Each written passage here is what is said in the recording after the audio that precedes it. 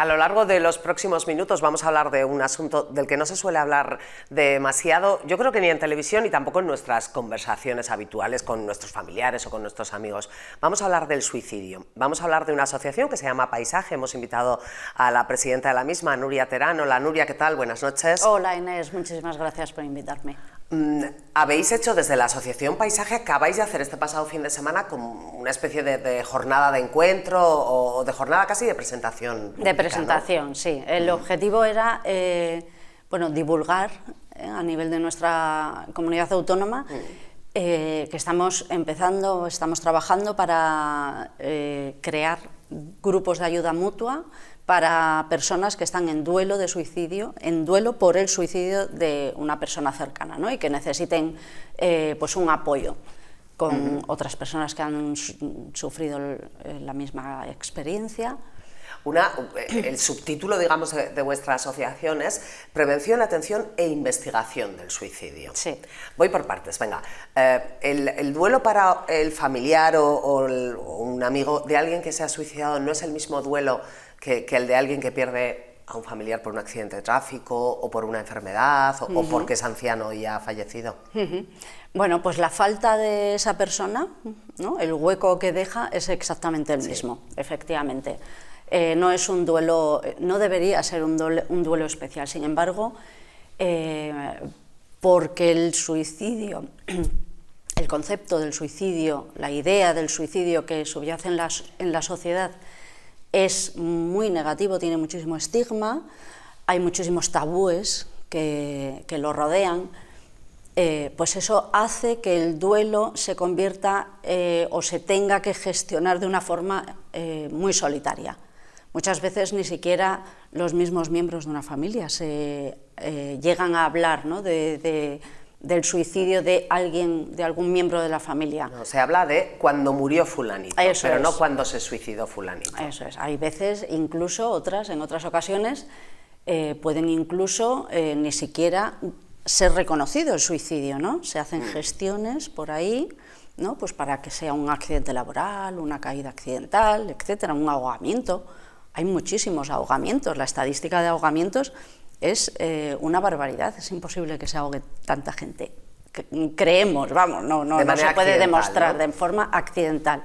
O sea que están muchas veces encubierto, ¿no? El suicidio, precisamente porque no se puede hablar de ello. Date cuenta que hasta el momento el suicidio siempre ha sido para la sociedad algo inexplicable, que se ha considerado o bien un pecado o bien un delito, ¿no?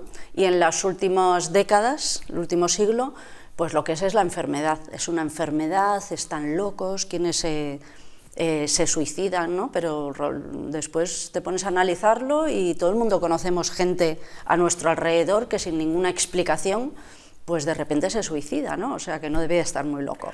De hecho, cuando yo estudié la carrera de periodismo hace ya muchos años, sí, pero hasta hace muy poquito, los periodistas no hablamos de suicidios, no contamos noticias de suicidios, sí contamos que ha habido un accidente en Limpias de un coche que han fallecido 2 personas, por poner un ejemplo, pero no contamos que alguien se ha tirado por una ventana y se ha suicidado. Claro, ¿no? Lo teníais, bueno, no es que no lo contarais, es que además... Y además teníais... no se comunica. Tenéis la instrucción, ¿no? Sí, y los servicios de emergencias no lo difunden, no lo divulgan. Es verdad que hay mucho tabú con el tema del suicidio. Para las personas o los familiares de alguien que se ha suicidado, ¿hay un sentimiento de culpa por no haberse dado cuenta? Claro, pero eso es secundario a cómo se acoge el suicidio dentro de la sociedad. O sea, es una consecuencia de cómo tratamos el suicidio. Exactamente, eso he querido decir. Es una consecuencia de eso. Si la sociedad estuviera sensibilizada, si estuviera informada, si desde las instituciones políticas o públicas o administrativas se creara unas campañas, ¿no? De información, de divulgación, de concienciación hacia la ciudadanía y poco a poco se fuera impregnando una idea del suicidio más objetiva, más curativa, más sensible, que permitiera abrirse más, ¿no? Quien sufre esta situación a quienes les rodean, pues creo que sería, bueno, sin duda sería mucho menos traumático. Claro, estaría más acompañado. No solamente pierdes un ser querido, sino que además cargas con una sensación de culpa que no te corresponde. Claro, cargas con una sensación de culpa y un aislamiento, ¿no? Soledad. La soledad, en cuanto a que al no hablarse, pues también te faltan muchos acompañamientos que en otro tipo de muertes se dan, ¿no? La gente no se acerca a ti, porque el concepto es la idea de pecado, eso subyace en la sociedad, ¿no? Y para un grupo social, ¿no? que hay una persona que nunca habían pensado que pudiera tener algún trastorno mental y de repente se suicida, pues rápidamente esa idea sobre esa persona cambia y entonces ya se establece que ese debía de tener algo, ¿sabes? Porque mejor así, que como yo no tengo nada, a mí no me va a tocar. Claro, pero fíjate, eso te iba a preguntar yo ahora, pero a veces igual es un poco como... un poco rechazo de lo que acabas de decir, a mí no me va a tocar. ¿Será que tenía una depresión profunda? ¿Será que no concebimos que se suicide alguien que no ha mostrado ningún síntoma? Claro, ¿no? O que no ha dado pistas a los de alrededor de que iba a suicidarse. Sí. Eso está bien, ¿no? Está bien para protegerse a uno mismo. Sin embargo... Es muy injusto para los demás. Bueno, muy injusto para uno mismo, porque eso no te permite identificar señales de alarma de quienes están a tu alrededor. No te permite abrirte cuando tú tienes un problema, ¿no? Bueno, la salud mental la enfermedad mental más bien es también a su vez un tabú hasta ahora, porque se está pues abriendo más el asunto desde la pandemia, ¿no? Pero también eso la gente tiende a guardárselo para sí, con lo cual no buscan ayuda. Eso va en contra del individuo. Poca gente también, además ¿no? le contará a un amigo: he pensado en quitarme de en medio, ¿no? A lo mejor contamos: he pensado en separarme, por poner un ejemplo, he pensado en cambiar de trabajo, sí. He pensado en, no lo sé, en adoptar un hijo, pero yo creo que poca gente confesará algo así, ¿no? Pues hay poca gente que lo confiesa, pero ¿y si lo confiesan? Ya, ¿Qué hace ¿Qué hace quien está enfrente? ¿Qué hace? ¿Sabe qué hacer? No, porque no hay una información a nivel social de qué es lo que has de hacer cuando tienes a alguien cercano. Bueno, sí que hay esa información, pero forma parte de los mitos, ¿no? De las falsedades que hay en torno al suicidio. Quien amenaza con que se va a suicidar nunca lo hace. Eso no es cierto. Quien amenaza que se va a suicidar está pidiendo ayuda. Está pidiendo ayuda. ¿Cómo fue la jornada el sábado? ¿Acudió gente? Porque fuera de cámara te decía yo que, por ejemplo, yo a veces les oigo a los miembros, a los integrantes de la Asociación Española contra el Cáncer, ¿no? Que se molestan en hacer una jornada informativa sobre el cáncer y luego no vamos porque no queremos, no vaya a ser que nos dé mala suerte, que si vamos a lo mejor reconocemos un síntoma y pensamos que vamos a tener cáncer. ¿Acudió la gente a esta jornada? Pues mira, estuvimos muy acompañados, pero por profesionales. También es bueno, porque en Cantabria yo desde luego todo el apoyo que he necesitado pues lo he buscado fuera.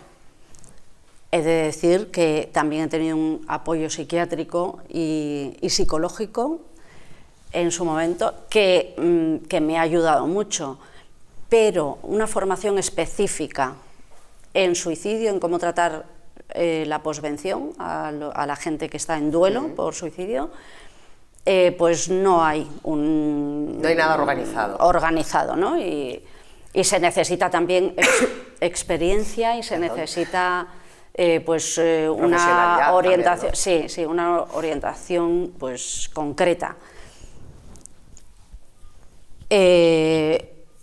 Entonces, lo que es la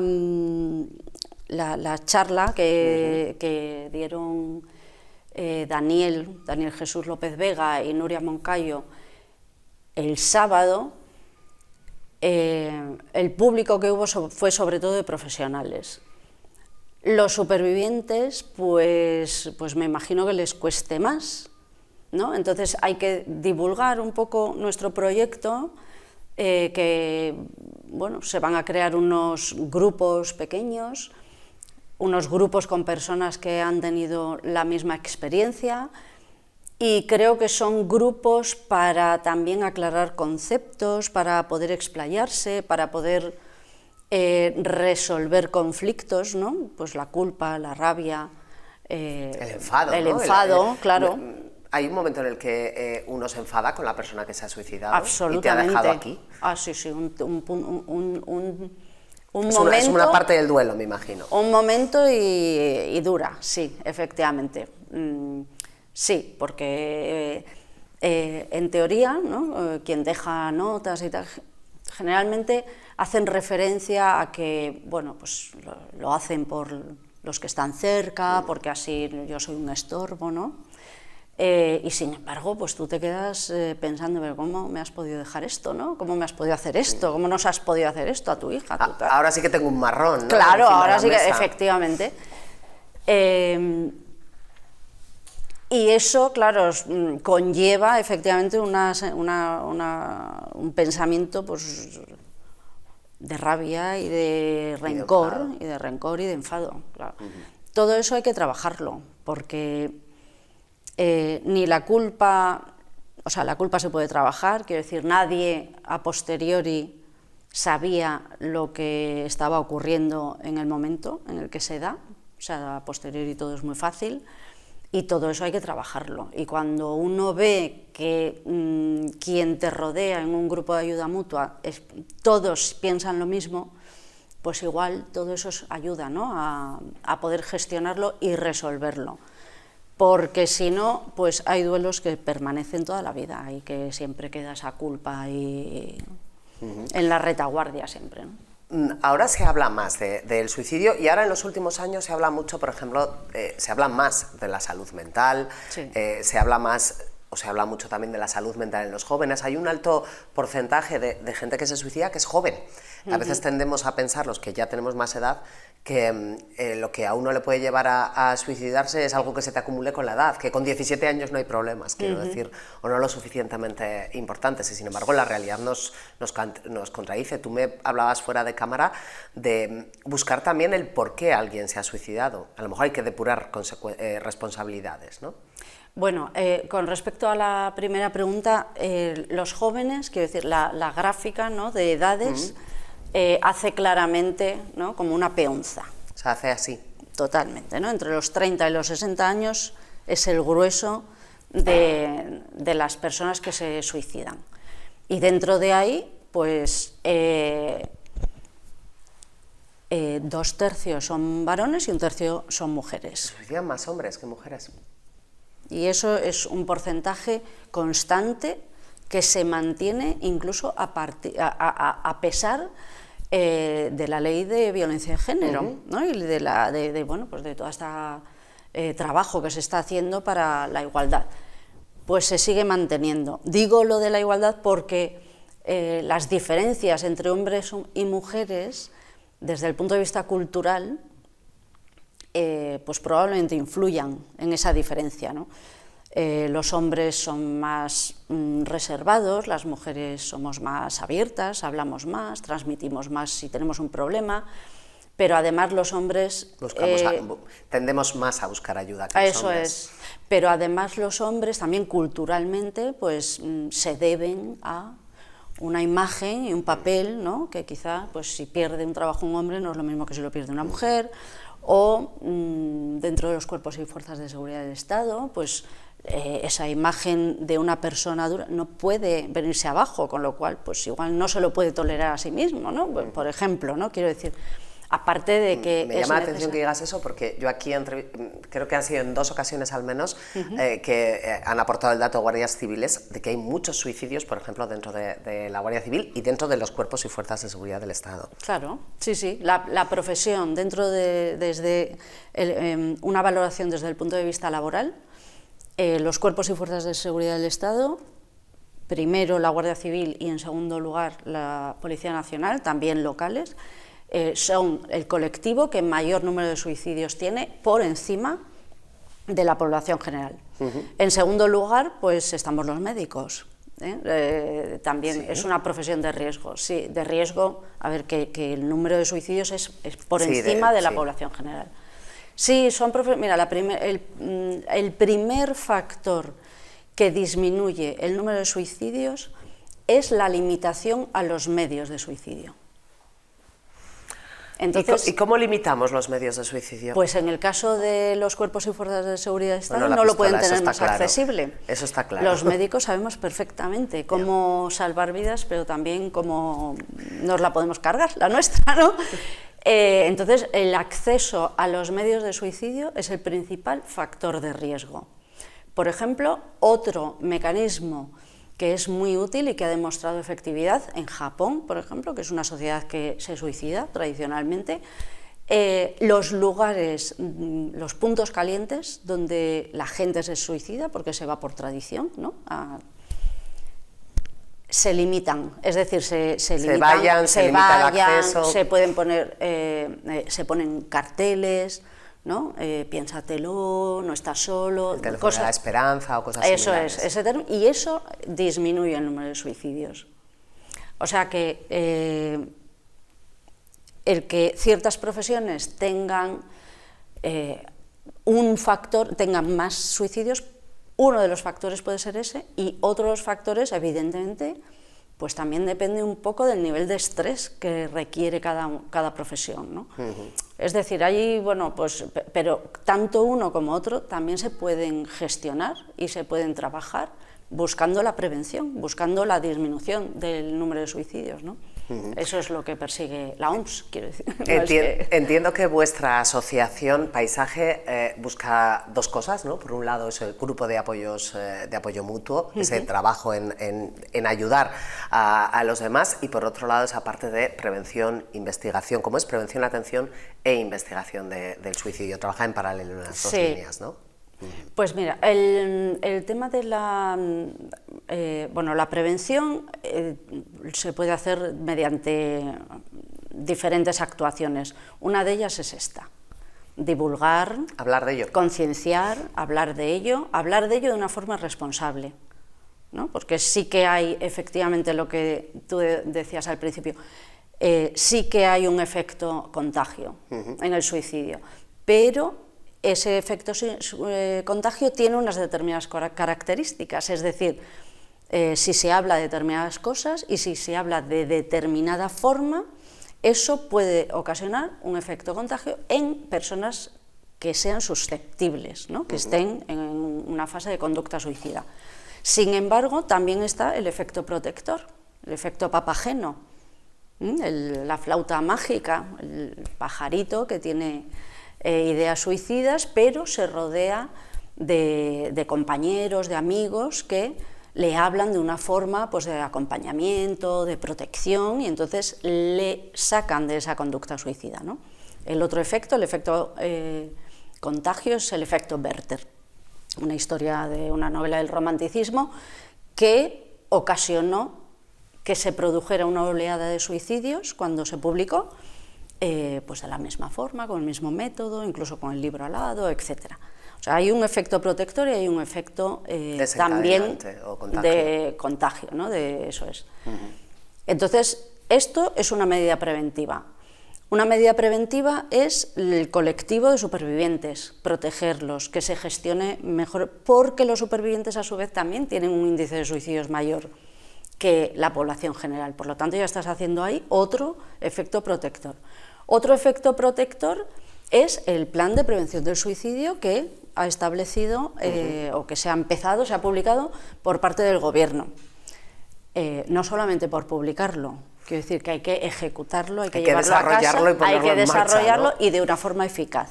Y de una forma eficaz quiere decir que sea transversal, que sea social, que sea considerado un problema de salud pública, como se establece la OMS, y que se toquen ciertas áreas que ahora mismo, pues, están bastante cerradas. Una de ellas, pues, el ámbito laboral.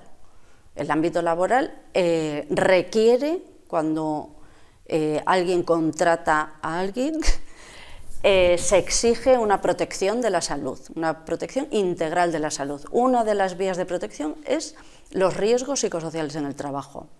Y para eso hay un plan, hay un protocolo para el examen, para la identificación de esos riesgos psicosociales y para implantar un plan de prevención en cada empresa. Y eso está regulado legislativamente. E Inspección de Trabajo establece cómo ha de hacerse. Sin embargo, prácticamente ninguna empresa lo tiene, y te diré que instituciones públicas tampoco, a pesar de que es quien exige, tampoco lo tienen y están obligados a ello. Entonces, en el ámbito laboral, como hemos dicho antes, la estadística, el grueso de los suicidios se produce en la edad laboral. Claro, por eso se da entre los 30 y los 60 años, ¿no? Que decías tú, la peor. Pues una gran parte. No digo yo que no se suiciden los jóvenes, no digo que no se suiciden los mayores, que también hay que gestionar ese tema, la soledad no deseada, y bueno, pues la atención, la responsabilidad familiar para con los mayores y la responsabilidad social también, ¿no?, de instituciones públicas para con los mayores. También se suicidan las enfermedades crónicas o el dolor crónico, hay muchas. Cuidadores. Eso es, pero lo grueso es en la edad laboral. Y según las estimaciones de sociólogos del trabajo, pues no es nada baladí el asunto. Es decir, que hay un gran número de suicidios que tienen detrás situaciones de acoso laboral y de otros factores psicosociales de riesgo que el empleador tendría que controlar, tiene la obligación de controlarlo. Nuria, pues es la primera vez que os invitamos a hablar de este asunto, Asociación Paisaje, que lleváis 2 años formados, que ahora vais a crear esa red de grupos de apoyo. Muchas gracias por venir aquí a hablar de algo generalmente tan incómodo, o que hasta ahora siempre ha sido tildado de incómodo, como es el suicidio, pero que yo creo que de una manera responsable es necesario hablar de él. Sí, muchísimas gracias a vosotros. Seguimos en contacto para cualquier iniciativa que vayáis poniendo en marcha. Perfecto. Gracias, Nuria. Gracias, Inés. Hacemos una pausa, un alto en el camino. Hoy queríamos poner el suicidio encima de la mesa, con motivo además de estas jornadas que había realizado la Asociación Paisaje en Santander este fin de semana. Hacemos un alto en el camino y ahora enseguida continuamos.